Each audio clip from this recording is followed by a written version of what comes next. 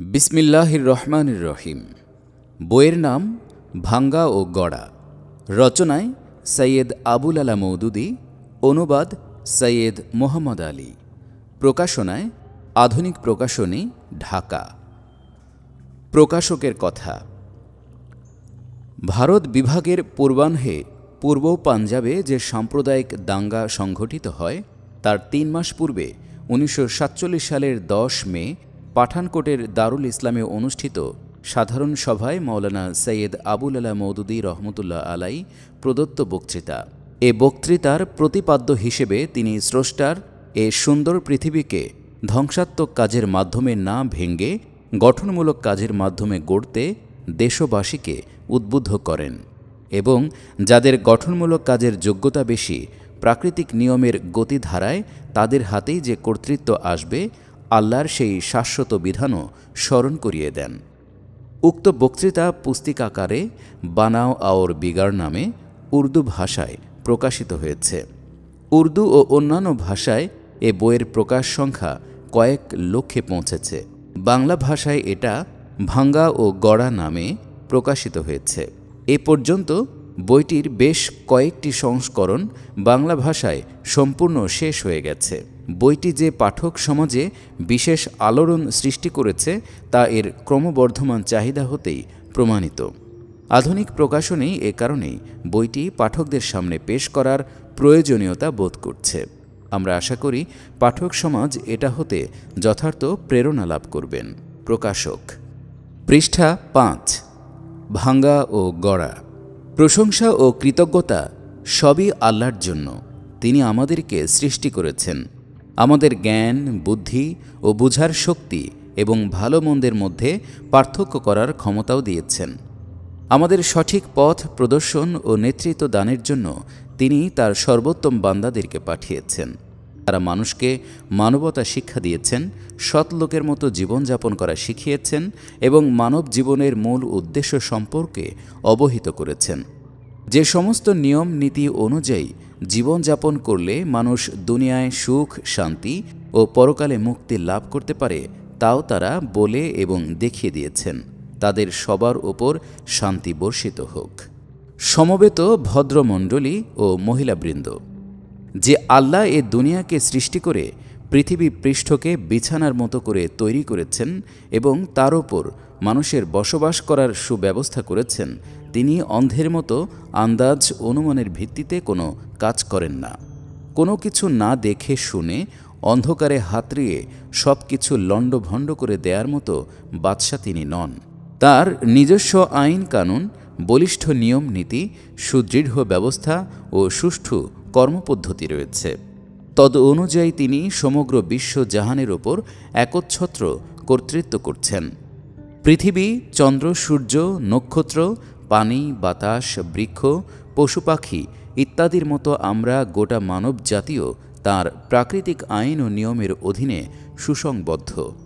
আমাদের জন্ম ও মৃত্যু, আমাদের শৈশব, আমাদের যৌবন ও বার্ধক্য, আমাদের শ্বাস প্রশ্বাস, আমাদের পাকস্থলী ও রক্ত চলাচল, আমাদের সুস্থতা ও অসুস্থতা ইত্যাদি সব কিছুর ওপরই তাঁর চিরন্তন প্রাকৃতিক আইন ও নিয়মের কর্তৃত্ব একটানাভাবে রীতিমতো চলছে। এছাড়া তার আরেকটা আইনও রয়েছে, সেটা তার প্রাকৃতিক আইনের মতোই আমাদের ইতিহাসে ওঠানামা, আমাদের উত্থান পতন, আমাদের উন্নতি অবনতি এবং ব্যক্তিগত ও সমষ্টিগত তথা দেশ ও জাতির ভাগ্য নিয়ন্ত্রণের ওপর কর্তৃত্ব করছে।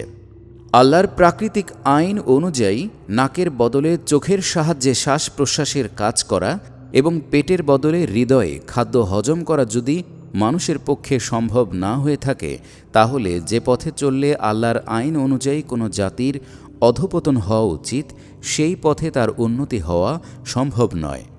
আগুন যেমন একজনের জন্য গরম এবং আরেকজনের জন্য ঠান্ডা নয়, তেমনি আল্লাহর আইন অনুযায়ী যে সমস্ত কাজ খারাপ তা একজনকে অবনত আর একজনকে উন্নত করতে পারে না। পৃষ্ঠা ৬। মানুষের ভালো মন্দের জন্য আল্লাহ যে নিয়ম নীতি নির্ধারিত করেছেন তা কারোর চেষ্টায় পরিবর্তিত ও বাতিল হতে পারে না। তার ভেতর কারো সাথে শত্রুতা এবং কারো সাথে স্বজন প্রীতিও নেই। আল্লাহর এ আইনের সর্বপ্রথম ও সর্বাপেক্ষা গুরুত্বপূর্ণ ধারা হচ্ছে এই যে তিনি গড়া পছন্দ করেন এবং ভাঙ্গা পছন্দ করেন না। সব কিছুর মালিক হিসেবে তিনি তার দুনিয়াকে সঠিকভাবে পরিচালিত করতে চান, একে অতিমাত্রায় সুসজ্জিত করতে চান, তার যাবতীয় উপায় উপাদান এবং শক্তি ও যোগ্যতাকে সুষ্ঠু পন্থায় ব্যবহার করতে চান। তিনি কখনও তার দুনিয়ার ধ্বংস ও অনিষ্ট সাধন করেন না। বিশৃঙ্খলা, কুকর্ম, অত্যাচার ও অনাচার করে তার দুনিয়াকে শ্রীহীন সৃষ্টিতে পরিণত করাকে তিনি কোনো দিন পছন্দ করবেন বলে আশাও করা যেতে পারে না। যে সমস্ত লোক দুনিয়া পরিচালনার ক্ষমতা লাভ করতে চায় তাদের ভেতর থেকে কেবলমাত্র তারাই আল্লাহর দৃষ্টিতে যোগ্যতা সম্পন্ন হয়, যারা এ দুনিয়াকে গড়ার যোগ্যতা অন্য সবার চেয়ে বেশি রাখে। এরূপ যোগ্যতা সম্পন্ন লোকদেরকেই তিনি দুনিয়া পরিচালনার দায়িত্ব অর্পণ করে থাকেন। অতঃপর এসব ক্ষমতাসীন লোকেরা কতটুকু ভাঙ্গে এবং কতটুকু গড়ে সেদিকে তিনি তীক্ষ্ণ দৃষ্টি রাখেন। যতক্ষণ পর্যন্ত তারা ভাঙ্গার চেয়ে গড়তে থাকে বেশি এবং তাদের চেয়ে বেশি গড়ে ও কম ভাঙ্গে এমন কেউ কর্মক্ষেত্রে থাকে না, ততক্ষণ পর্যন্ত আল্লাহ তাদের সমস্ত দোষ ত্রুটি সত্ত্বেও দুনিয়া পরিচালনার ক্ষমতা তাদের হাতেই রাখেন। কিন্তু যখন তারা গড়ে কম এবং ভাঙে বেশি, তখন আল্লাহ তাদেরকে ক্ষমতাচ্যুত করে অন্য লোকদেরকে ওই একই শর্তে ক্ষমতা দিয়ে থাকেন। এটা একটা সম্পূর্ণ স্বাভাবিক আইন। আপনাদের বিচার বুদ্ধিও প্রমাণ করবে যে আইনটি এমনই হওয়া উচিত। যদি আপনাদের কারোর একটি বাগান থাকে এবং তিনি একজন মালিকে তার রক্ষণাবেক্ষণে নিযুক্ত করেন, তাহলে আপনি নিজেই বলুন তিনি ওই মালির নিকট সর্বাগ্রে কি আশা করবেন? মালি তার বাগানখানা নষ্ট না করে তাকে পরিপাটি করে সুসজ্জিত করবে। এছাড়া তিনি তার কাছে আর কি কামনা করতে পারেন? তিনি অবশ্যই নিজের বাগানের ক্রমোন্নতি চাইবেন। তার শ্রীবৃদ্ধি ও উন্নতি, পরিষ্কার পরিচ্ছন্নতা, শোভা ও সৌন্দর্য এবং উৎপাদন বৃদ্ধি হবে তার কাম্য। যে মালিকে তিনি দেখবেন অত্যন্ত পরিশ্রম, যোগ্যতা ও মনোযোগ সহকারে সুনিপুণভাবে বাগানের সেবা যত্ন করছে, বাগানের সাজসজ্জার দিকে বিশেষ লক্ষ্য রাখছে, তার চেষ্টা ও যত্নে ভালো দরকারি গাছগুলো বেশ সতেজ ও সুন্দর হচ্ছে, যে আগাছা, আবর্জনা ও বন জঙ্গল পরিষ্কার করছে, তার সুরুচি ও শিল্প শক্তি দিয়ে উৎকৃষ্ট ও নতুন ফল, মূল ও ফুলের উৎপাদন বৃদ্ধি করছে, তার ওপর তিনি অবশ্যই সন্তুষ্ট হবেন। পৃষ্ঠা 7। তিনি তাকে ভালোবাসবেন এবং উচ্চ মর্যাদা দেবেন। এমন উপযুক্ত কর্তব্যপরায়ণ, পরিশ্রমী, অনুগত ও সুযোগ্য মালিকে তাড়িয়ে দেয়া তিনি কোনো দিনই পছন্দ করবেন না। কিন্তু এ না হয়ে যদি ঠিক এর উল্টোটাই হয়, অর্থাৎ যদি তিনি দেখেন যে মালি অযোগ্য, অপদার্থ ও ফাঁকিবাজ, সে সজ্ঞানে বা অজ্ঞানে বাগানের ক্ষতি করছে, গোটা বাগানটা আবর্জনা ও বন জঙ্গলে ভরে গিয়েছে, গাছের পাতা ও ডালগুলো ভেঙে পড়েছে, কোথাও বিনা প্রয়োজনে পানি বয়ে যাচ্ছে, আবার কোথাও পানির অভাবে মাটি ও গাছপালা সব শুকিয়ে যাচ্ছে, আগাছা, বন জঙ্গল ও আবর্জনা দিন দিন বেড়ে যাচ্ছে, ভালো ভালো গাছগুলো মরে গিয়ে আগাছায় বাগান ভরে যাচ্ছে, তাহলে বলুন বাগানের মালিক এমনতর মালিকে কি করে পছন্দ করতে পারে? কোনো সুপারিশ, কাকুতি মিনতি, সবিনয় নিবেদন ও প্রার্থনা এবং উত্তরাধিকার ও মন গড়া অধিকারের দরুন মালিক তার বাগানের দায়িত্বভার এমন অযোগ্য মালির ওপরই ন্যস্ত রাখবে? বড়জোর এতটুকু হতে পারে যে সে মালিকে শাসিয়ে দিয়ে আর একবার তাকে দায়িত্ব পালনের সুযোগ দেবে। কিন্তু যে মালির কোনো শাসনেই চৈতন্য হয় না এবং ক্রমাগত বাগানের ক্ষতিই করতে থাকে, তাকে কান ধরে বের করে দিয়ে অন্য কোনো ভালো মালি নিযুক্ত করা ছাড়া মালিকের পক্ষে এ সমস্যার আর কি সমাধান হতে পারে? যদি নিজের সামান্য একটা বাগান পরিচালনার ব্যাপারে আপনি অনুরূপ পন্থা অবলম্বন করে থাকেন, তাহলে চিন্তা করে দেখুন যে আল্লাহ তার এত বড় ভূমণ্ডলটা এত সব উপায় উপকরণ সহ মানুষের কর্তৃত্বাধীনে রেখে দুনিয়া ও তার সমস্ত বস্তুর ওপর তাকে এত ক্ষমতা ও অধিকার দিয়েছেন। এক্ষেত্রে মানুষ তার দুনিয়াকে সুন্দর করে গড়ে তুলছে না ধ্বংস করছে, এ বিষয়টা তিনি কি করে উপেক্ষা করতে পারেন? আপনি যদি তার দুনিয়াকে সুন্দর করে গড়তে থাকেন, তবুও তিনি আপনাকে ক্ষমতা থেকে অযথা সরিয়ে দেবেন এমনতর হওয়ার কোনো কারণ নেই। পৃষ্ঠা 8। কিন্তু যদি আপনি গঠনমূলক কোনো কিছু না করেন এবং আল্লাহর এ বিরাট বাগানখানাকে একেবারে উজাড় ও ধ্বংস করতেই থাকেন, তাহলে আপনার দাবিকে নিজের বুদ্ধি বিবেক অনুযায়ী যতই জোরদার মনে করুন না কেন, তিনি তো তার বাগানে আপনার কোনো অধিকার স্বীকার করবেন না। প্রথমে তিনি আপনাকে শাসিয়ে হুঁশিয়ার করে দেবেন এবং সংশোধনের 2-4টে সুযোগ দেবেন। পরিশেষে আপনাকে পরিচালকের মর্যাদা থেকে পদচ্যুত করেই ছাড়বেন। এ ব্যাপারে একটা বাগানের মালিকের দৃষ্টিকোণ ও মালির দৃষ্টিকোণ যেমন বিভিন্ন, তেমনি আল্লাহর দৃষ্টিকোণ ও মানুষের দৃষ্টিকোণের মধ্যেও বিভিন্নতা রয়েছে। ধরুন, মালিদের এক পরিবার বংশানুক্রমে একজন লোকের বাগানে কাজ করে আসছে। তাদের পূর্বপুরুষের কাউকে হয়তো তার যোগ্যতা ও জ্ঞান বুদ্ধির দরুন বাগানে নিযুক্ত করা হয়েছিল। তার সন্তান সন্ততিও বাগানে কাজ সুন্দরভাবে করেছিল। তাই বাগানের মালিক চিন্তা করে দেখল যে অযথায় এদেরকে সরিয়ে অন্য মালি নিযুক্ত করার কি দরকার। এরাও যখন ভালোভাবেই কাজ করছে, তখন এদের অধিকার অন্যের চেয়ে বেশি। এভাবে মালিদের এ বংশ স্থায়ীভাবে বাগানে কাজ করতে লাগল। কিন্তু কিছুকাল পরে এ বংশের মালিরা একেবারে অযোগ্য, অপদার্থ, ফাঁকিবাজ, আলসে, কুঁড়ে ও অবাধ্য হয়ে পড়ল। বাগান পরিচালনার কোনো যোগ্যতাই তাদের রইল না। এখন তারা গোটা বাগানের সর্বনাশ করতে শুরু করেছে। তবুও তাদের দাবি এই যে তারা তাদের বাপ দাদার আমল থেকে পুরুষানুক্রমে এ বাগানে বাস করে আসছে। তাদের পূর্বপুরুষদের কারোর দ্বারা এ বাগান গড়ে উঠেছিল, কাজেই এতে তাদের জন্মগত অধিকার রয়েছে এবং তাদেরকে সরিয়ে অন্য কাউকে এ বাগান পরিচালনার জন্য মালি নিযুক্ত করা কোনো ক্রমেই সঙ্গত হতে পারে না। এটি ওই অযোগ্য ও অপদার্থ মালিদের দৃষ্টিকোণ। কিন্তু বাগানের মালিকের দৃষ্টিকোণও কি অনুরূপ হতে পারে? সে কি একথাই বলবে না, আমার কাছে তো বাগানের সুন্দর ও সুষ্ঠু পরিচালনাই সবচেয়ে গুরুত্বপূর্ণ। আমি তো মালিদের কোনো পূর্বপুরুষের জন্য এ বাগান করিনি, বরং তাদের পূর্বপুরুষের কাউকে আমার বাগানের কাজের জন্য চাকর রেখেছিলাম। বাগানে তাদের যা কিছু অধিকার আছে তা যোগ্যতা ও কাজের শর্তাধীন। তারা বাগানকে ঠিকমতো গড়ে তুললে তাদের সমস্ত অধিকার বিবেচনা করা হবে। নিজের পুরনো মালিদের সাথে আমার এমন কি শত্রুতা থাকতে পারে যে তারা ভালোভাবে কাজ করলেও আমি অযথা তাদেরকে তাড়িয়ে অন্য মালিদেরকে নিযুক্ত করব? পৃষ্ঠা 9। কিন্তু যে বাগানের সুষ্ঠু পরিচালনার জন্য তোমাদেরকে নিযুক্ত করা হয়েছিল, সেটিকেই যদি তোমরা নষ্ট ও উজাড় করে ফেলো, তাহলে তোমাদের কোনো অধিকারই আমি স্বীকার করব না। অন্য যারা এ কাজ ঠিকমতো করতে চায়, আমি তাদেরকে বাগান পরিচালনার দায়িত্ব ও ক্ষমতা দান করব এবং তাদের অধীনে তোমাদের চাকরি করতে হবে। এতেও যদি তোমরা ঠিক না হও এবং অধীনস্থ হিসেবেও যদি তোমরা অকেজো প্রমাণিত হও, বরং শুধু নষ্ট করতেই থাকো, তাহলে আমি তোমাদেরকে এ বাগান থেকে তাড়িয়ে দিয়ে অন্য মালিদেরকে এখানে নিযুক্ত করব। দৃষ্টিকোণের এ পার্থক্য যেমন একটা বাগানের মালিক ও মালির মধ্যে রয়েছে, তেমনি রয়েছে দুনিয়ার মালিক ও দুনিয়াবাসীদের মধ্যেও। দুনিয়ার বিভিন্ন এলাকার বিভিন্ন জাতি তাদের আপন আপন এলাকাকে স্বদেশ ভূমি বলে দাবি করে। বংশানুক্রমে তারা এবং তাদের পূর্বপুরুষগণ সেখানে বসবাস করে আসছে।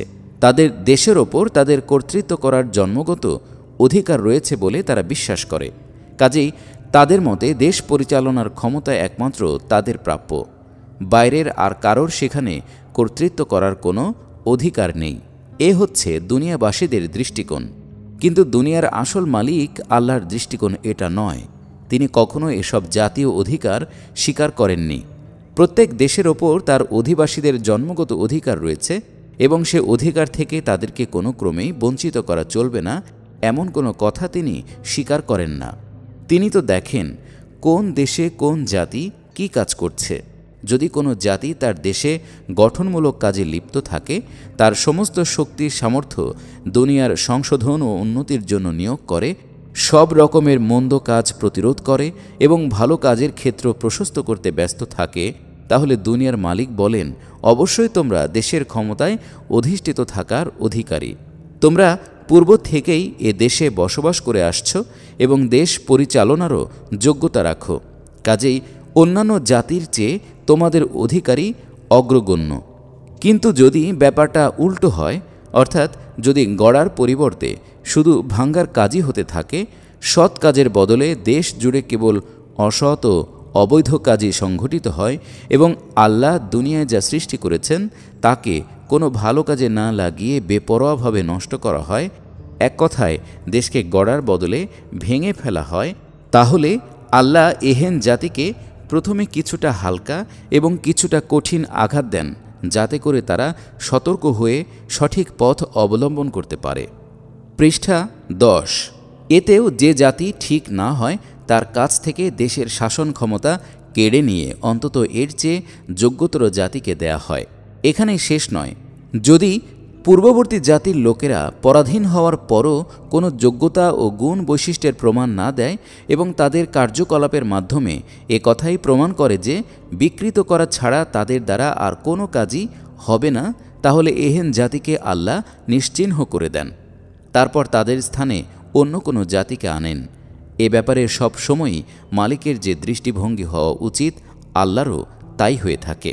তিনি তার দুনিয়া পরিচালনার ক্ষেত্রে দাবিদার ও প্রার্থীদের উত্তরাধিকার অথবা জন্মগত অধিকার দেখেন না। তিনি দেখেন কার গড়ার যোগ্যতা বেশি এবং ভাঙার দিকে ঝোঁক প্রবণতা কম রয়েছে। একই সময়ের প্রার্থীদের মধ্যে যারা এ দিক দিয়ে যোগ্যতার বলে প্রমাণিত হয় তাদেরকেই দেশ পরিচালনার জন্য নির্বাচন করা হয়। যতদিন এদের ধ্বংসাত্মক কাজের চেয়ে গঠনমূলক কাজ বেশি হতে থাকে অথবা এদের তুলনায় বেশি ভালো করে গঠনমূলক কাজ করে এবং ধ্বংসাত্মক কাজও কম করে এমন কেউ এগিয়ে না আসে, ততদিন দেশ পরিচালনার ক্ষমতা এদের হাতেই রাখা হয়। এসব যা কিছু আমি বলছি, ইতিহাসে এর জ্বলন্ত প্রমাণ রয়েছে। আল্লাহ চিরকালই এ নীতি অনুযায়ী তার দুনিয়া পরিচালনার ব্যবস্থা করেছেন।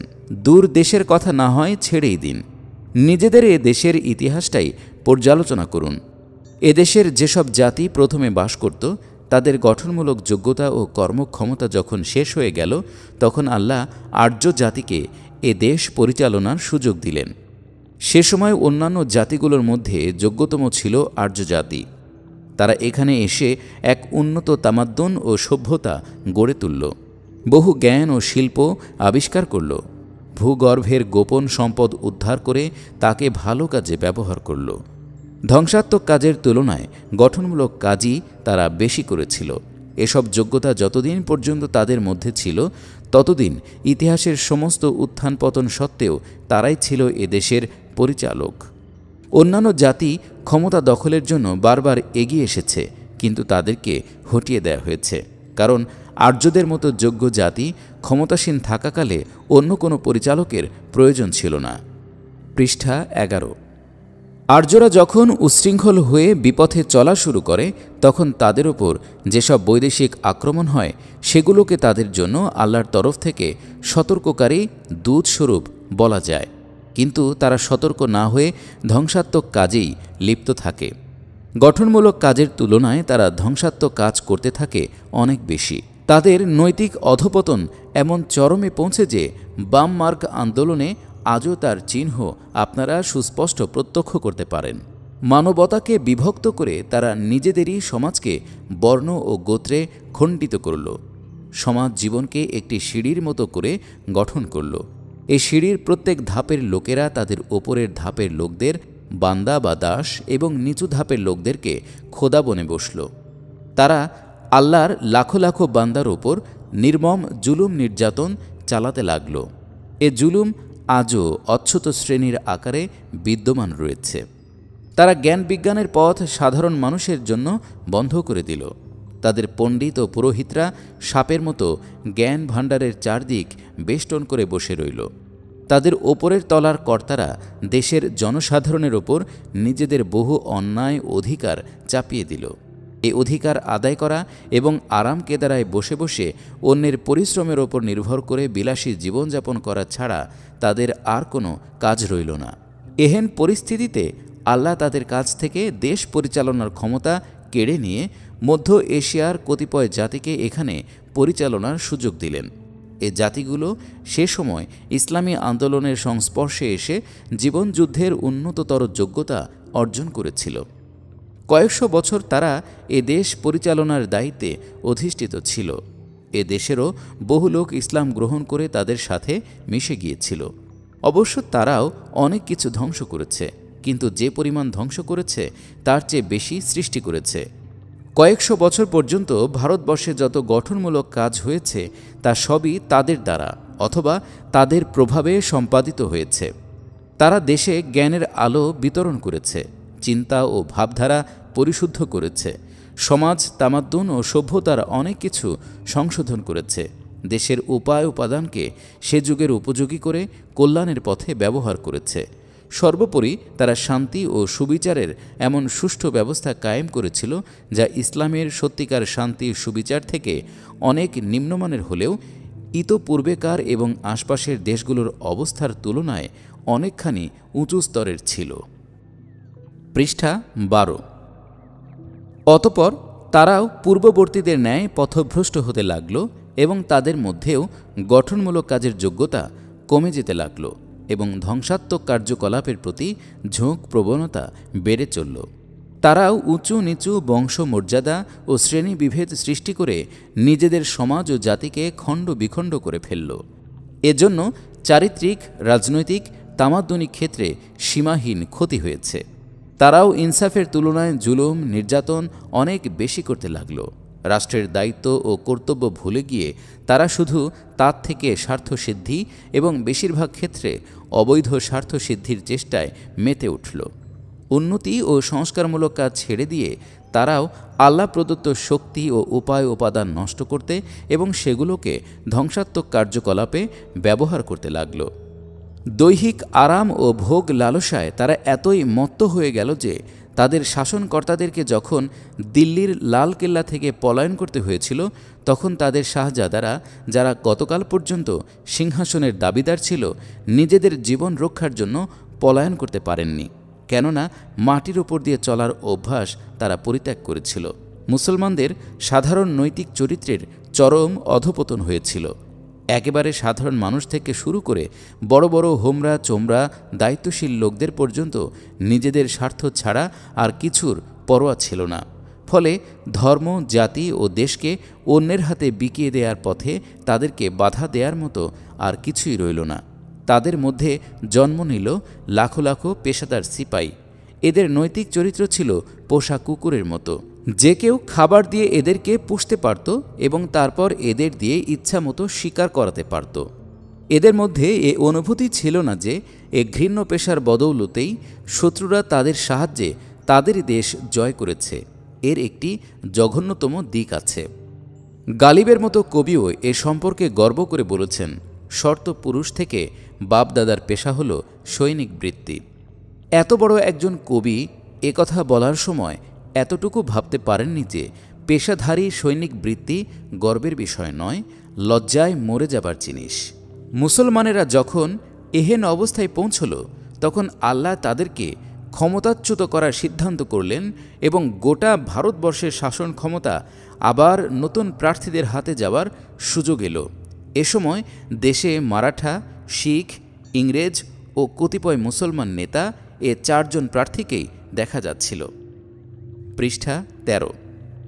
জাতীয়তাবাদের নেশা ও স্বজাতির প্রতি অন্যায় পক্ষপাতিত্ব থেকে মন ও মগজকে মুক্ত ও পবিত্র রেখে ন্যায়ভাবে তখনকার ইতিহাস ও পরবর্তী অবস্থা পর্যালোচনা করলে আপনার বিবেক একথা স্বীকার করবে যে তখন গঠনমূলক কাজের যে যোগ্যতা ইংরেজদের ছিল তা অন্য কোনো প্রার্থীর ছিল না, এবং ইংরেজদের ভেতর যে পরিমাণ ধ্বংসাত্মক ক্ষমতা ছিল তার চেয়ে ঢের বেশি ছিল মারাঠা, শিখ ও মুসলমান প্রার্থীর ভেতর। ইংরেজরা যা কিছু গঠনমূলক কাজ করেছে তা অন্যান্য জাতিরা করত না। তারা যা কিছু নষ্ট করেছে তার চেয়ে অনেক বেশি অন্যেরা নষ্ট করত।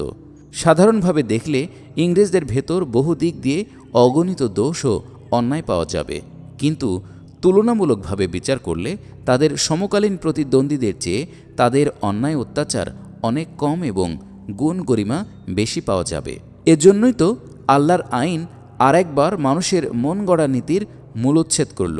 মানুষ বিনা অধিকারে এ নীতি রচনা করেছিল যে প্রত্যেক দেশের অধিবাসীগণ সে দেশের মালিক, তারা তাদের ইচ্ছে মতো দেশকে গড়তেও পারে, ভাঙতেও পারে। আল্লাহর আইন ইতিহাসের এই চিরন্তন ফয়সালা থেকে প্রমাণ করেছে যে না, দেশ একমাত্র আল্লাহর, এর পরিচালনার ভার কাকে দেয়া হবে এ ফয়সালা তিনিই করবেন। এ ফয়সালা কোনো বংশ, জাতি অথবা পিতা প্রপিতার অধিকারের ভিত্তিতে হয় না, বরং কোন পরিচালনায় সামগ্রিক কল্যাণ নিহিত রয়েছে সেদিকে নজর রেখেই এ ফয়সালা গৃহীত হয়। قل اللهم مالك الملك تؤتي الملك من تشاء وتنزع الملك ممن تشاء وتعز من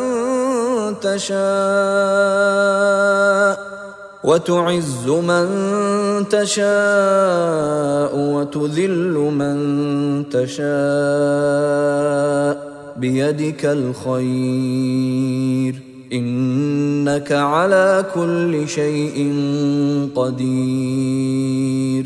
বলুন, হে আল্লাহ, দেশের মালিক, তুমি যাকে ইচ্ছা তাকে রাজ্য দিয়ে থাকো এবং যার কাছ থেকে ইচ্ছা রাজ্য ছিনিয়ে নিয়ে থাকো, এবং যাকে চাও সম্মান এবং যাকে চাও তাকে লাঞ্ছনা দিয়ে থাকো। তোমারই হাতে রয়েছে সব কল্যাণ, তুমি নিঃসন্দেহে সব কিছুই করার ক্ষমতা রাখো। সূরা আল ইমরান আয়াত ২৬। এভাবে হাজার হাজার মাইল দূর থেকে একটি জাতিকে আল্লাহ এ দেশে নিয়ে এলেন। এরা এদেশে সংখ্যায় ৩-৪ লাখের বেশি কোনো সময় ছিল না, কিন্তু এরা এখানকার উপায় উপাদান ও মানুষ দিয়ে এদেশের হিন্দু, মুসলমান, শিখ ইত্যাদি সমস্ত শক্তিকে পরাজিত করে দেশের শাসন ক্ষমতা দখল করল। পৃষ্ঠা ১৪। এ দেশের কোটি কোটি অধিবাসী এ মুষ্টিমেয় ইংরেজদের অধীন হয়ে রইল। একজন ইংরেজ একাই একটি জেলা শাসন করেছে, তাও এমন অবস্থায় যে এ কাজে তার হাত শক্তিশালী করার মতো তার জাতির কোনো লোক এখানে ছিল না। এ সময় এ দেশের লোকেরা যা কিছু করেছে তা সবই চাকর হিসেবে করেছে, কার্যকারক হিসেবে নয়। ইংরেজদের শাসন আমলে এ দেশে যেসব গঠনমূলক কাজ হয়েছে তা তাদের দ্বারা এবং তাদের প্রভাবেই হয়েছে, এ কথা আমাদের সবাইকে স্বীকার করতে হবে। অস্বীকার করলে সত্যকে মিথ্যা প্রতিপন্ন করা হবে। তার তুলনায় আজকের অবস্থা দেখলে এ কথা অস্বীকার করার উপায় নেই যে তাদের অনিষ্টকারিতা সত্ত্বেও অনেক গঠনমূলক ও উন্নয়নমূলক কাজ হয়েছে। এসব কাজ এ দেশবাসীর দ্বারা সম্পন্ন হওয়ার কোনো আশাই ছিল না। এজন্যই তো আল্লাহ 18শো শতাব্দীর মাঝখানে এ দেশের ভাগ্য নিয়ন্ত্রণের ব্যাপারে যে সিদ্ধান্ত গ্রহণ করেছিলেন তা মোটেই ভুল ছিল না। এখন দেখুন, ইংরেজরা যা কিছু গড়তে পারত তা গড়েছে, আর বিশেষ কিছু তাদের দ্বারা গড়ে উঠতে পারে না। এখন তারা যা গড়তে পারে তা অন্যের দ্বারাও সম্ভব। ওদিকে তাদের ধ্বংসকারিতার বহর খুব বেড়ে গেছে, আর যতদিন তারা এদেশের ক্ষমতায় অধিষ্ঠিত থাকবে ততদিন গড়ার চেয়ে ভাঙবেই বেশি। তাদের অন্যায় ও অপরাধের ফিরিস্তি এত দীর্ঘ হয়েছে যে তা এক বৈঠকে বর্ণনা করা মুশকিল, আর সেগুলো বর্ণনা করার কোনো প্রয়োজনও নেই, কারণ সেসব সবার চোখের সামনেই রয়েছে। তাদেরকে এখন এ দেশের শাসন ক্ষমতা থেকে বেদখল করাই আল্লাহর সিদ্ধান্ত। তারা নিজেরাই সোজাভাবে এ দেশ থেকে বিদায় নিতে প্রস্তুত হয়ে বেশ বুদ্ধিমানের কাজ করেছে। সোজাভাবে না গেলে বাঁকাভাবে তাড়িয়ে দেওয়া হতো, কারণ আল্লাহর চিরন্তন আইন এখন আর তাদের হাতে এ দেশের শাসন ক্ষমতা রাখার পক্ষপাতী নয়। দুনিয়ার প্রকৃত মালিক কোনো দেশে এক প্রকার পরিচালনা ব্যবস্থা খতম করে অন্য প্রকার ব্যবস্থা কায়েম করার চেষ্টা করলে যে পরিস্থিতির সৃষ্টি হয়, আমরা এখন তারই দ্বার দেশে দাঁড়িয়ে আছি। এটা ইতিহাসের একটা অন্যতম গুরুত্বপূর্ণ অধ্যায়।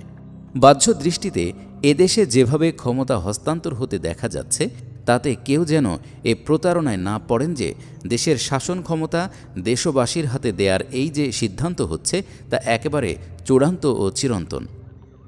বর্তমান পরিস্থিতির একটা সহজসাধ্য রূপ হয়তো আপনারা অনায়াসেই অনুধাবন করতে পারছেন যে বিদেশ থেকে এসে যারা এ দেশ শাসন করছিল এখন তারা নিজ দেশে ফিরে যাচ্ছে। কাজেই এখন স্বাভাবিকভাবেই দেশের ক্ষমতা দেশবাসীর হাতে আসাই উচিত। আসলে কিন্তু তা নয়।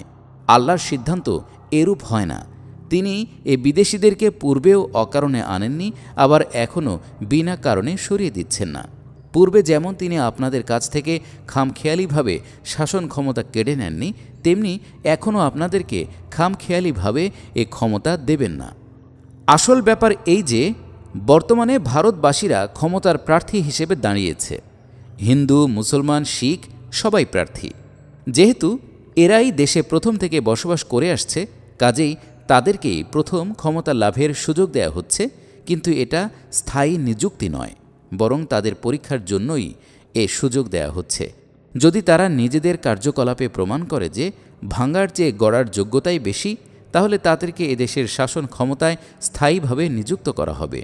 আর যদি তারা গঠনমূলক কাজের চেয়ে ধ্বংসাত্মক কাজই বেশি করে, তবে তার পরিণাম খুব শিগগিরই ভোগ করবে। এ অবস্থায় তাদের কাছ থেকে এদেশের শাসন ক্ষমতা কেড়ে নিয়ে কোনো জাতিকে এ কাজের জন্য নির্বাচিত করা হবে। অতঃপর আর তারা এ সিদ্ধান্তের বিরুদ্ধে কোনো অভিযোগই করতে পারবে না। সমগ্র দুনিয়ার সম্মুখে নিজেদের অযোগ্যতার স্পষ্ট প্রমাণ দেওয়ার পর তারা কোন মুখে অভিযোগ করবে?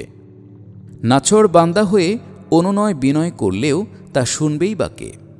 এখন আপনারা একটু পর্যালোচনা করে দেখুন যে এদেশের হিন্দু, মুসলমান ও শিখ এ পরীক্ষায় আল্লাহর সামনে নিজেদের এমন কি যোগ্যতা, কর্মদক্ষতা, গুণ গরিমা এবং কার্যকলাপ পেশ করেছে যে তার ফলে আল্লাহ তার দেশের শাসন ক্ষমতা আবার তাদের হাতে সোপর্দ করবেন বলে তারা আশা করতে পারে।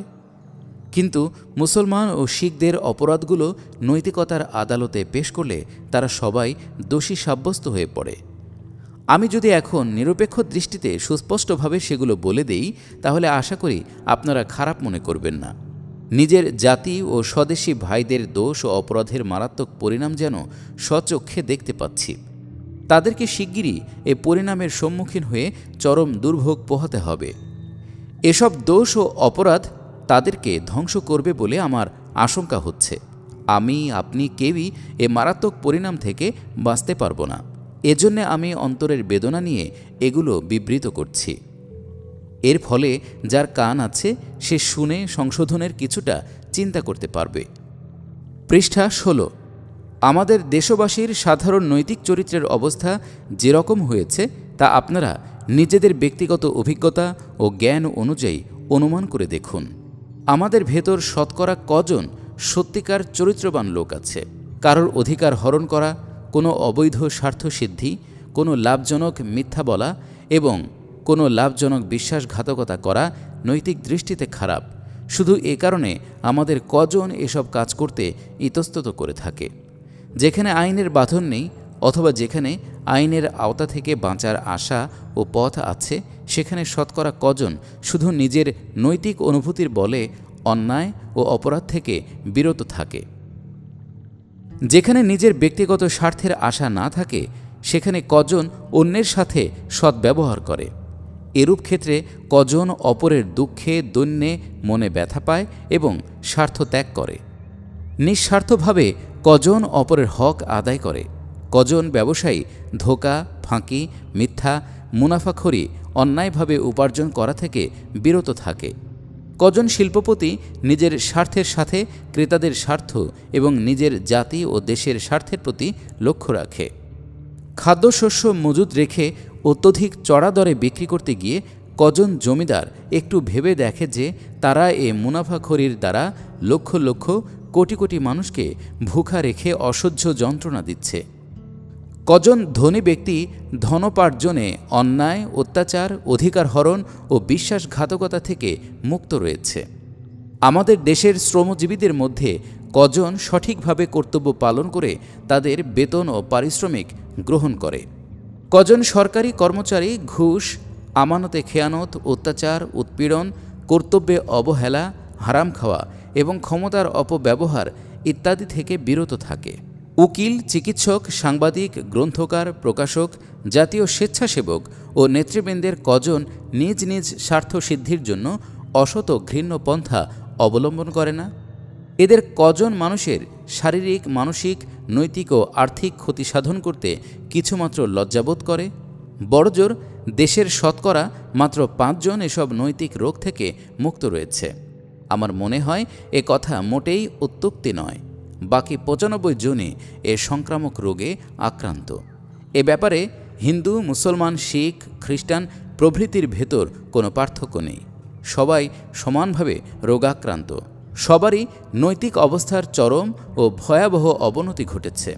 কোনো জাতির অবস্থাই অন্য জাতির চেয়ে ভালো নয়। অধিকাংশ লোক এরূপ নৈতিক অধঃপতনের কবলে পড়ায় সমষ্টিগতভাবে এ নৈতিক রোগের ব্যাপক প্রসার হওয়াই স্বাভাবিক ছিল। পৃষ্ঠা 17।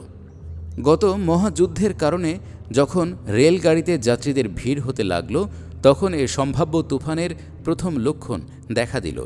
সেখানে একই জাতির ও একই দেশের লোকেরা পরস্পরের সাথে যে স্বার্থপরতা, নিষ্ঠুরতা ও কঠোরতামূলক ব্যবহার করেছে, তা থেকেই টের পাওয়া গিয়েছিল যে কেবল দ্রুত গতিতে আমাদের সাধারণ নৈতিক চরিত্রের অবনতি ঘটেছে।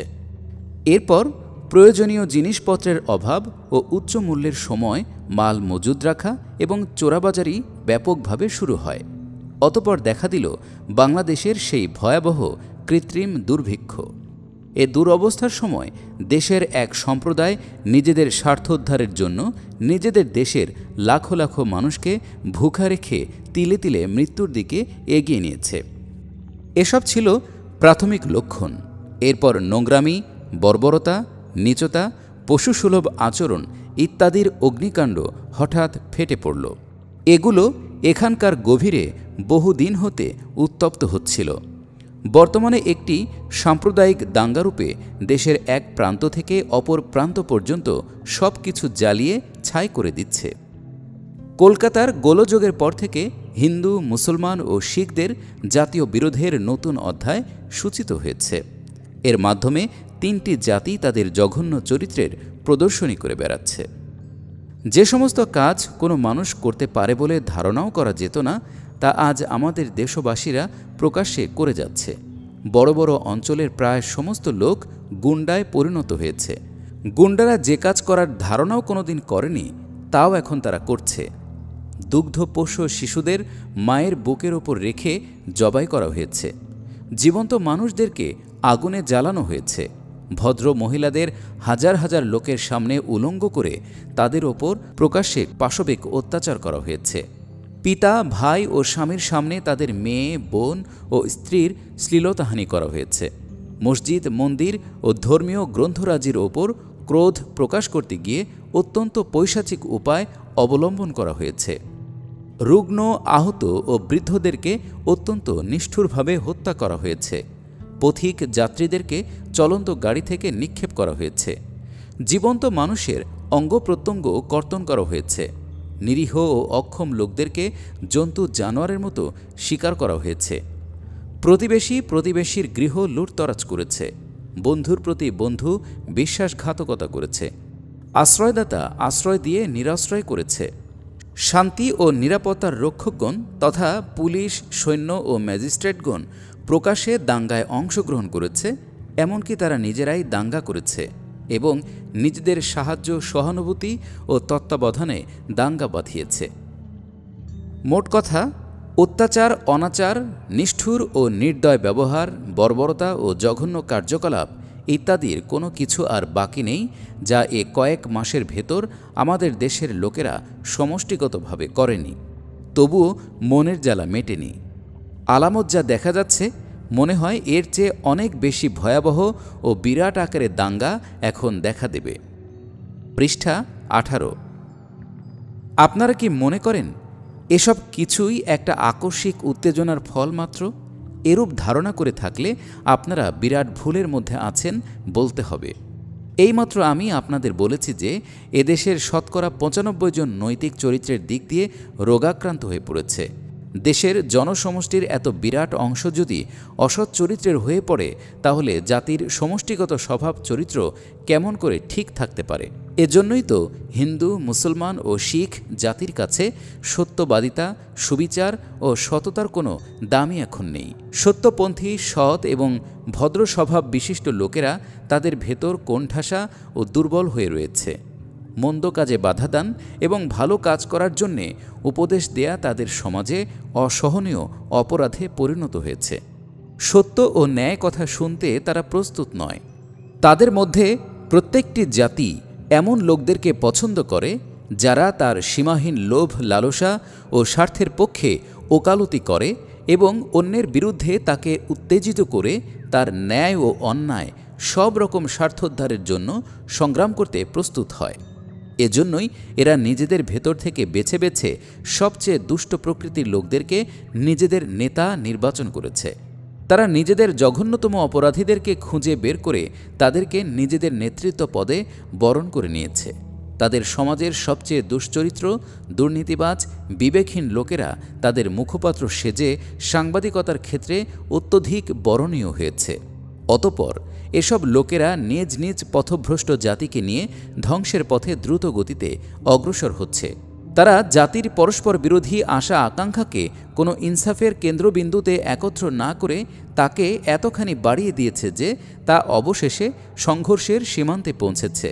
বহু বছর ধরে নিজেদের প্রভাবাধীন জাতিগুলোকে উত্তেজনামূলক বক্তৃতা ও রচনার ইনজেকশন দিয়ে এতখানি উত্তেজিত করে তুলেছে যে এখন উত্তেজনাবশত কুকুর ও হিংস্র পশুর মতো লড়াই করার জন্য খড়গ উঁচিয়ে দাঁড়িয়েছে।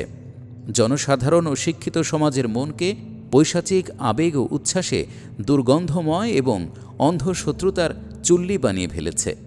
পৃষ্ঠা ১৯। আপনাদের সামনে এখন যে তুফান প্রবাহিত হচ্ছে তা মোটেই সাময়িক ও আকস্মিক নয়। বহুদিন থেকে বিকৃতির যেসব বেসুমার কার্যকারণ আমাদের মধ্যে সক্রিয় রয়েছে, এ হলো তারই স্বাভাবিক পরিণতি। এটা একবার দেখা দিয়েই ক্ষান্ত হবে না, বরং যতদিন পর্যন্ত এসব কার্যকারণ সক্রিয় থাকবে ততদিন এ বিকৃতি ক্রমশ বাড়তে থাকবে।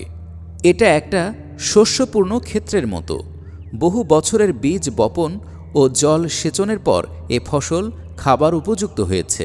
এখন আপনাকে এবং আপনার বংশধরদেরকে কতদিন পর্যন্ত এ ফসল কাটতে হবে তা বলা যায় না।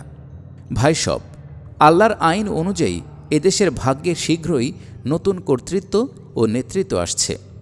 এখন ঠান্ডা মস্তিষ্কে চিন্তা করুন যে এ সময় আমরা দেশের আসল মালিকের সামনে নিজেদের যোগ্যতা ও উপযুক্ততার কী প্রমাণ দিচ্ছি।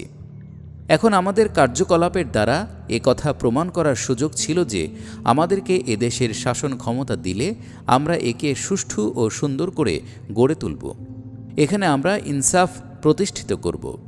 এর সমস্ত উপায় উপাদানকে নিজেদের এবং মানবতার কল্যাণে ব্যবহার করব। এখানে সমস্ত ভালো কাজের উন্নতি বিধান এবং সমস্ত মন্দ কাজে বাধা দান করব। কিন্তু আমরা তার কাছে এ প্রমাণ দিচ্ছি যে আমরা এখন ধ্বংসকারী। তিনি আমাদেরকে এদেশের শাসন ক্ষমতা দান করলে আমরা দেশের সমস্ত বসতি উজাড় করে দেব, মহল্লা ও গ্রাম জ্বালিয়ে দেব, মানুষের জীবনকে মশা মাছির চেয়েও মূল্যহীন মনে করব, মেয়েদের শ্লীলতাহানি করব, ছোট শিশুদেরকে শিকার করব, বৃদ্ধ, রোগী ও আহতদের প্রতিও দয়া করব না। মসজিদ, মন্দির ও ধর্মীয় গ্রন্থ আমাদের পৈশাচিক আচরণ থেকে নিস্তার পাবে না। যে দুনিয়াকে আল্লাহ মানুষের আবাসস্থলে পরিণত করেছেন, আমরা মানুষ মেরে এবং বাড়িঘর জ্বালিয়ে তার সৌন্দর্য বৃদ্ধি করব। এমত অবস্থায় আপনাদের বিবেককে সত্যি সাক্ষ্য দেয় যে এহেন দেশ সেবা, এরূপ গুণপনা এবং কার্যাবলীর ফিরিস্তি পেশ করে আপনারা আল্লাহর নজরে তার দেশের শাসন পরিচালনার জন্য যোগ্যতম বলে প্রমাণিত হতে পারবেন। এসব কাজ দেখেই কি তিনি আপনাদেরকে বলবেন, সাবাস আমার পুরনো মালির বংশধর, এ বাগানের পরিচালনার জন্য তোমরাই যোগ্যতম। এ বিশৃঙ্খলা, ধ্বংস, বিকৃতি, প্রলয়, অনিষ্ট সাধন এবং আবর্জনা সৃষ্টির জন্যই তো আমি এই বাগানখানি তৈরি করেছিলাম। কাজেই এটার কর্তৃত্ব গ্রহণ করে এখন তোমরা একে খুব ভালো করেই নষ্ট করো। আপনাদেরকে ভবিষ্যৎ সম্পর্কে নিরাশ হয়ে যাওয়ার জন্য এসব কথা বলছি না। আমি নিজে যেমন নিরাশ নই, তেমনি কাউকেও নিরাশ করতেও অভ্যস্ত নই। পৃষ্ঠা ২০। আসলে আমার বক্তব্য এই যে কয়েক শতাব্দীর পর কোনো দেশের ভাগ্য পরিবর্তনের সময় আল্লাহ ওই দেশবাসীকে ক্ষমতা লাভের সুযোগ দিয়ে থাকেন, কিন্তু ভারতবর্ষের লোকেরা তাদের নির্বুদ্ধিতা ও মূর্খতার দরুন সেসব সুযোগ হারাতে বসেছে। এ পরিস্থিতিতে দেশবাসীকে যোগ্যতা ও গুণাবলীর প্রতিযোগিতায় প্রত্যেকের শ্রেষ্ঠত্ব প্রমাণ করার প্রয়োজন ছিল। এভাবে তারা আল্লাহর দৃষ্টিতে দেশ পরিচালনার যোগ্য ও উপযুক্ত বলে প্রমাণিত হতে পারত। কিন্তু আজ তাদের ভেতর এ প্রতিযোগিতা চলছে যে কে সবচেয়ে বেশি ধ্বংসকারী, কে বড় খুনি এবং কে বড় অত্যাচারী। এভাবে তারা সবার চেয়ে বেশি খোদ অভিশাপের যোগ্য হচ্ছে। আজাদি, উন্নতি ও প্রগতির লক্ষণ এসব নয়। এতে তো আশঙ্কা হচ্ছে যে আবার এক দীর্ঘকালের জন্য আমাদের ভাগ্যে দাসত্ব ও অপমানের ফয়সালা লিখিত না হয়ে যায়। কাজেই এই অবস্থার সংশোধনের জন্য বুদ্ধিমান ও বিচক্ষণ লোকদের চিন্তা করা উচিত। এ পর্যায়ে আপনাদের মনে স্বতঃস্ফূর্তভাবে প্রশ্ন জাগবে যে সংশোধনের উপায় কি? আমি এর জবাব দিতে প্রস্তুত। এ অন্ধকারে আমাদের জন্য আশার একটিমাত্র আলোকরেখা দেখা যাচ্ছে। সেটা এই যে আমাদের দেশের সমস্ত অধিবাসী বিকৃত স্বভাবের হয়ে যায়নি। অন্তত শতকরা 4-5 জন লোক বর্তমান নৈতিক অধপতন থেকে বেঁচে আছে। এ পুঁজি নিয়ে সংস্কার ও সংশোধনের কাজ শুরু করা যেতে পারে। এই সৎ লোকগুলোকে খুঁজে বের করে সংঘবদ্ধ করাই হবে সংস্কারের পথে প্রথম পদক্ষেপ। আমাদের দুর্ভাগ্যের কারণ হলো এই যে এখানে অসৎ বেশ সংঘবদ্ধভাবে রীতিমতো কাজ করে যাচ্ছে, কিন্তু সৎ সংঘবদ্ধ নয়। সৎ লোক আছে নিশ্চয়ই, কিন্তু তারা বিক্ষিপ্ত। তাদের ভেতর পারস্পরিক ঘনিষ্ঠ সম্পর্ক ও বন্ধুত্ব নেই। কোনো সহযোগিতা ও সম্মিলিত কর্ম প্রচেষ্টা তাদের মধ্যে নেই। তাদের কোনো কার্যসূচি ও সম্মিলিত আওয়াজও নেই। এজন্যই তারা একেবারে প্রভাবহীন ও দুর্বল হয়ে রয়েছে। সময় সময় চতুষ্পার্শ্বের দুষ্কর্ম দেখে হয়তো কোনো আল্লাহর বান্দা চিৎকার করে ওঠে, কিন্তু যখন কোনো দিক থেকে কোনো আওয়াজ তার সমর্থনে না আসে তখন সে নিরাশ হয়ে চুপ করে বসে পড়তে বাধ্য হয়। কোনো সময় হয়তো কেউ হক ও ইনসাফের কথা প্রকাশ্যে বলে ফেলে, কিন্তু সংঘবদ্ধ অসৎ শক্তি জোর করে তার মুখ বন্ধ করে দেয় এবং সত্যপন্থী লোকেরা তাকে চুপে চুপে শুধু ধন্যবাদ দিয়ে ক্ষান্ত হয়ে যায়। কখনো হয়তো কেউ মানবতার হত্যা প্রত্যক্ষ করে ধৈর্য ধারণ করতে পারে না এবং তার প্রতিবাদ করে বসে, কিন্তু দুষ্ট লোকেরা একজোট হয়ে তাকে দমন করে। পৃষ্ঠা 21। ফলে যাদের মধ্যে এখনও চেতনা আছে তারা তার এহেন দুরবস্থা প্রত্যক্ষ করে সাহস হারিয়ে ফেলে। এখন এই অবস্থার পরিসমাপ্তি হওয়া উচিত। আমরা যদি আমাদের দেশের ওপর আল্লাহর আজাব প্রত্যাশা না করি এবং এও প্রত্যাশা করি যে এই আজাবের মুখে দেশের সৎ ও অসৎ সমস্ত লোক নিক্ষিপ্ত হোক, তাহলে আমাদের মধ্যকার যে সমস্ত সৎ লোক এখনও এ নৈতিক ব্যাধি মুক্ত রয়েছে তাদেরকে একত্র ও সংঘবদ্ধ করার চেষ্টা করা আমাদের কর্তব্য। যে ক্রমবর্ধমান অন্যায় ও ফিতনা ফাসাদ আমাদেরকে ধ্বংসের দিকে ঠেলে নিয়ে যাচ্ছে, তার বিরুদ্ধে এই সংঘবদ্ধ সম্মিলিত শক্তির সাহায্যে আমাদেরকে রুখে দাঁড়াতে হবে। বর্তমানে এ সৎ লোকগণ বাহ্যত অত্যন্ত নৈরাশ্যজনক সংখ্যা লঘুতে রয়েছে দেখে আপনারা ঘাবড়াবেন না। এ মুষ্টিমেয় কয়েকজন লোক যদি সংঘবদ্ধ হয়ে যায়, এদের নিজেদের ব্যক্তিগত ও সমষ্টিগত জীবন খাঁটি, সত্য ও সততা, ইনসাফ, আন্তরিকতা, সৎ নীতি ও নৈতিকতার ওপর সুদৃঢ়ভাবে প্রতিষ্ঠিত হয় এবং জীবনের যাবতীয় সমস্যার একটি উৎকৃষ্ট সমাধান ও দুনিয়ার সমস্ত কাজ কারবার সঠিক পন্থায় পরিচালনা করার জন্য একটা সুষ্ঠু কর্মসূচি এরা গ্রহণ করতে পারে, তাহলে নিশ্চিত জেনে রাখুন, এভাবে সৎ লোকেরা সংঘবদ্ধ ও সুশৃঙ্খল হয়ে সংগ্রাম করতে থাকলে তাদের শক্তির সামনে সংঘবদ্ধ অসৎ শক্তি, বহু জনবল এবং পৈশাচিক অস্ত্রশস্ত্রের প্রাচুর্য সত্ত্বেও পরাজিত হতে বাধ্য হবে। মানুষের প্রকৃতি অসৎ নয়, তাকে অবশ্য ধোঁকা দেয়া যেতে পারে এবং অনেকটা বিকৃতও করা যেতে পারে, কিন্তু তার ভেতর সততা ও কল্যাণের যে মূল্যবোধ আল্লাহ আমানত রেখেছেন তাকে একেবারে খতম করা সম্ভব নয়। এরূপ লোক কমই হয়ে থাকে যারা অসৎকেই পছন্দ করে এবং তার ধারক ও বাহক হয়ে দাঁড়ায়। অনুরূপভাবে সৎ ও সত্যের প্রতি গভীর প্রেম এবং তাকে কায়েম করার জন্যে সংগ্রামী প্রচেষ্টা চালাবার ক্ষমতাও কম লোকেরই থাকে। এই দুই দলের মাঝখানে সাধারণ লোকেরা সৎ ও অসৎ উভয় ধরনের মিশ্রিত মনোবৃত্তি সম্পন্ন হয়ে তারা ভালো ও মন্দ কোনোটা নিয়ে তেমন মাথা ঘামায় না। ভালো ও মন্দের ধারকগণ অগ্রবর্তী হয়ে তাদেরকে যে পথে টেনে নিয়ে যায় তারা সেই পথেই যায়। ভালোর ধারকগণ কর্মক্ষেত্রে না থাকলে এবং তাদের পক্ষ থেকে সাধারণ লোকদেরকে সৎ পথে পরিচালিত করার প্রচেষ্টা চালানো না হলে মন্দের ধারকদের হাতেই সমস্ত কর্তৃত্ব থাকবে এবং তারা সাধারণ লোকদেরকে নিজেদের পথে টেনে নিয়ে যাবে। কিন্তু যদি ভালোর ধারকরা কর্মক্ষেত্রে এগিয়ে আসে এবং সংশোধনের যথাযোগ্য চেষ্টায় ত্রুটি না করে, তাহলে সাধারণ লোকের ওপর মন্দের ধারকদের প্রভাব বেশি দিন থাকতে পারে না। কারণ শেষ পর্যন্ত নৈতিক চরিত্রের ক্ষেত্রেই এ উভয় দলের প্রতিদ্বন্দ্বিতা হবে। পৃষ্ঠা ২২। সেখানে অসৎ লোকেরা সৎ লোকদেরকে কখনো পরাজিত করতে পারবে না। সত্যের মোকাবেলায় পৈশাচিকতা ও দুষ্কর্ম যতই জোরদার হোক না কেন, শেষ পর্যন্ত সত্য, বিশ্বস্ততা এবং পবিত্রতার বিজয় সূচিত হয়। দুনিয়া অনুভূতিহীন নয় যে সৎ চরিত্রের মাধুর্য এবং অসৎ চরিত্রের তিক্ততা আস্বাদন করার পরও পরিশেষে মাধুর্যের চেয়ে তিক্ততা ভালো বলে গ্রহণ করবে। সংশোধনের জন্য সৎ লোকদেরকে সংগঠনের সাথে সাথে ভাঙ্গা ও গড়া সম্পর্কে একটা সুস্পষ্ট ধারণা থাকা দরকার।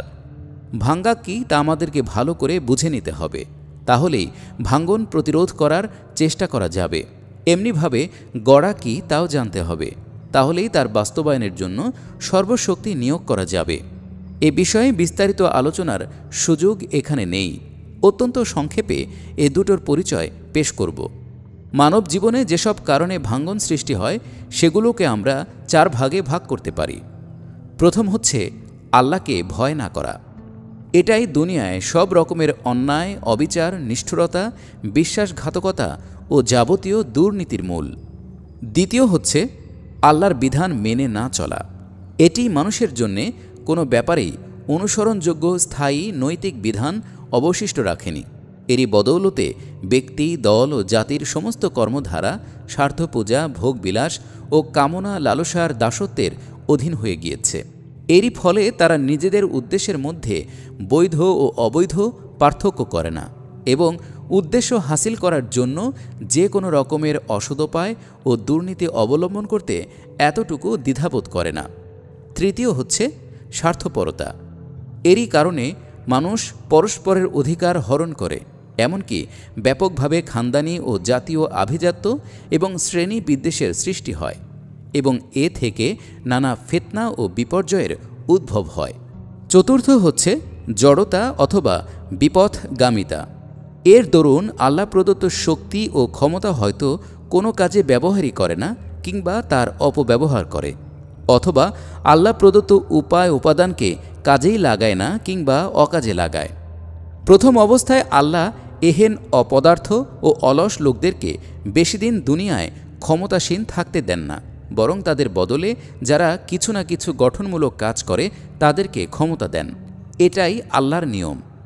দ্বিতীয় অবস্থায় যখন দুষ্কৃতিকারী জাতির ধ্বংসাত্মক কার্যকলাপ তাদের গঠনমূলক কাজের চেয়ে বেশি হতে থাকে, তখন তাদেরকে নিজেদেরই ধ্বংসকারিতার দরুন ধ্বংসের মূলে ঠেলে দেওয়া হয়। পৃষ্ঠা 23। অপরদিকে মানুষের জীবন যেসব উপায়ে সুন্দররূপে গড়ে ওঠে তাকেও 4 ভাগে ভাগ করা যায়। প্রথমটি হচ্ছে আল্লাহ ভীতি। মানুষকে অসৎ পথ থেকে বিরত রাখা এবং সৎ পথে চালাবার জন্য এটাই হচ্ছে একমাত্র নির্ভরযোগ্য হাতিয়ার। সত্যবাদিতা, সততা, ইনসাফ, বিশ্বস্ততা, ন্যায় পরায়ণতা ও আত্মসংযম ইত্যাদি সমস্ত সৎ গুণাবলী এ উৎস থেকে সৃষ্টি হয়।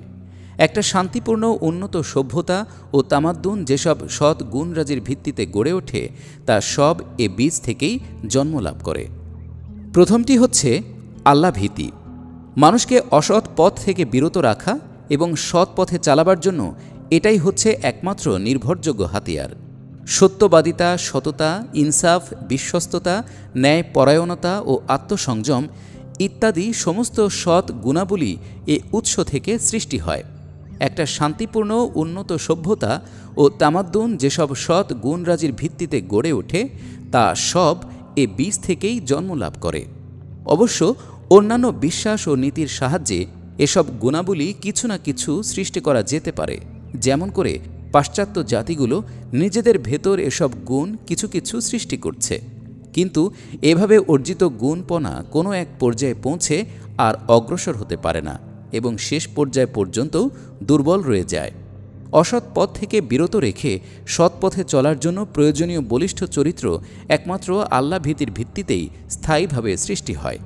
এরূপ সুগঠিত চরিত্র শুধু সীমাবদ্ধভাবেই নয়, ব্যাপকভাবেই যাবতীয় কর্মকাণ্ডের ওপর প্রভাব বিস্তার করে।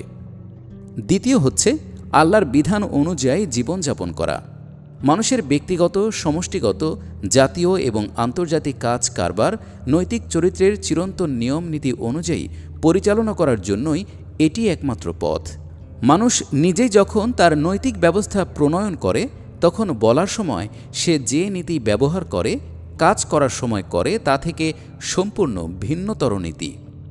বই পুস্তকে সোনালি হরফে মানুষ এক প্রকার নীতি লিখে থাকে, আর বাস্তব জীবনের কাজ কারবারে নিজের মতলব অনুযায়ী একেবারে স্বতন্ত্র নীতি অবলম্বন করে থাকে। অন্যের কাছে দাবি করার সময় তার নীতি এক রকমের হয়, আর নিজের কাছে অন্যের দাবি পেশ করা হলে তার নীতি অন্য রকমের। সুযোগ সুবিধা, কামনা, প্রয়োজনের চাপে সব সময় তার নীতির পরিবর্তন হতে থাকে। সত্যের পরিবর্তে নিজের স্বার্থকে সে নৈতিকতার আসল কেন্দ্র হিসেবে গণ্য করে। সত্য নীতি অনুযায়ী নিজের কার্যাবলী সম্পন্ন করা কর্তব্য বলে সে স্বীকারই করে না। এর বদলে সে সত্যকে নিজের স্বার্থ অনুযায়ী ঢালাই করতে চায়। এজন্যই মানুষের ব্যক্তিগত ও জাতীয় জীবনধারা ভুল পথে পরিচালিত হয় এবং এ থেকেই দুনিয়ায় ফিতনা ফাসাদ বিস্তার লাভ করে। পৃষ্ঠা ২৪। পক্ষান্তরে মানুষ যার সাহায্যে শান্তি, সুখ, স্বাচ্ছন্দ্য, কল্যাণ ও সৌভাগ্য লাভ করতে পারে, তা হচ্ছে একটা সুষ্ঠু ও সুন্দর নৈতিক ব্যবস্থা। এ ব্যবস্থা কারোর স্বার্থ অনুযায়ী নয়, বরং সত্যের ভিত্তিতে গঠিত হতে হবে। এ ব্যবস্থাকে চিরন্তন ও অকাট্য বলে মেনে নিয়ে জীবনের সমস্ত কাজ কারবারে তদ অনুযায়ী চলতে হবে। ব্যক্তিগত ক্ষেত্রে, জাতীয় জীবনে, ব্যবসায় বাণিজ্যে, রাজনীতিতে, যুদ্ধ ও সন্ধিতে প্রতি ক্ষেত্রেই এটা কার্যকরী করতে হলে এতে কোনো পরিবর্তন ও পরিবর্ধন না করে মানুষকে এর অনুসরণ করা অবশ্য কর্তব্য বলে মেনে নিতে হবে। তৃতীয় হচ্ছে মানবতার ব্যবস্থা। এতে ব্যক্তিগত, জাতীয়, বংশীয়, সাম্প্রদায়িক স্বার্থপরতার পরিবর্তে সমস্ত মানুষের সমান মর্যাদা ও সমান অধিকার থাকবে। এর ভেতর অযথা বৈষম্য, উঁচু নিচু, অপবিত্রতার ধারণা, কৃত্রিম গোঁড়ামি ও পক্ষপাতিত্ব থাকবে না। এতে কতক লোকের জন্য কৃত্রিম বিধিনিষেধ ও বাধা বিপত্তি থাকবে না। এতে সবারই উন্নতি ও প্রগতির সুযোগ সুবিধা থাকবে। দুনিয়ার সব মানুষ সমানভাবে মিলেমিশে থাকতে পারে এমন ব্যাপক হতে হবে এ ব্যবস্থা। চতুর্থ হচ্ছে সৎ কাজ। এর মানে হচ্ছে আল্লাহ প্রদত্ত শক্তি ও উপাদানকে পূর্ণরূপে ও সঠিকভাবে কাজে লাগানো। ভাই সব, এ চারটি বিষয়ের সমষ্টির নাম হচ্ছে গড়া ও সংশোধন। আমাদের ভেতরকার সৎ লোকদের সমন্বয়ে গঠিত একটা সংগঠনের মধ্যে রয়েছে আমাদের সবার কল্যাণ। এ সংগঠন সমস্ত প্রকার ধ্বংসাত্মক কাজ ও ভাঙ্গনের পথ বন্ধ করবে এবং উল্লেখিত উপায়ে গঠনমূলক কাজের মাধ্যমে অবিরাম গড়ার প্রচেষ্টা চালাবে। এ প্রচেষ্টায় এ দেশবাসীকে সঠিক পথে আনতে সফল হলে আল্লাহ দেশের শাসন ক্ষমতা অযথা দেশের অধিবাসীদের কাছ থেকে ছিনিয়ে নিয়ে অন্যকে দিয়ে দেবেন এমন অবিচারক তিনি নন। কিন্তু যদি এতে সফলকাম না হওয়া যায়, তাহলে আমাদের, আপনাদের ও সমস্ত দেশবাসীর পরিণাম কি হবে তা বলা যায় না। সমাপ্ত।